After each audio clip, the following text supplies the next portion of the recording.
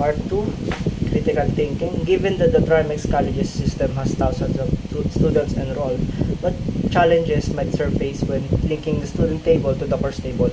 How would you propose to overcome these challenges?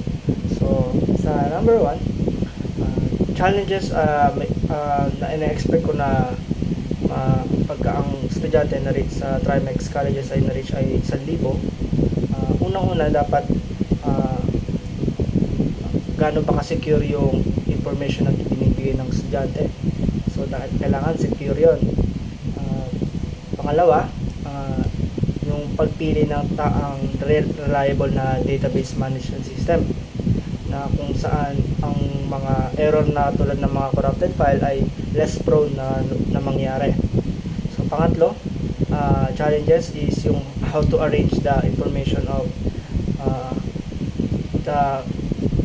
of students by creating tables relating yung pag-relate ng table sa isa, tapos yung paggawa ng views about dun sa tables. So by inputting the right data to the database system, the task of the student can be a bit large. So 1,000 na masyadong malaki yun pag sa normal database tulad ng Access. So MySQL yung ginamit dito sa subject na to. So linking the students table to the course table, it might need to have a relationship to enforce integrity between the two tables. So kailangan ng integrity. Pagka nagbag yung relationship, so purpose ng primary key and foreign key, pagka nag-input ka dun sa primary key, dapat may mangyayari din dun sa kabilang table. So number 2, while views can offer advantages in a database system, they also come with potential limitations. Outline 2 drawbacks of implementing views within Trimex Colleges database system. So sa 2, ang number one problem ko ay yung performance degradation. Kasi pagka ang views ang ginamit mo para makita yung mga data sa top table, so ang mangyayari doon, bago niya i-query yung views, dadaan mo na siya sa tables.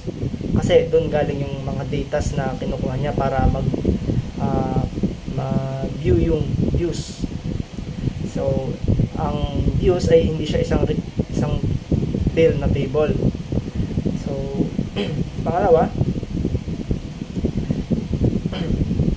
yung views pagka are created for large table. So, isang problem yan sa Trimex kasi ang data sa Trimex ay meron tayong thousands of students.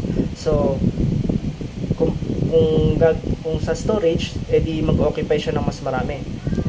So, sa views, pag ang tables na associated doon ay dinilit mo, so magiging irrelevant na yung views. So, yun yung mga disadvantage niya or drawbacks para sa akin.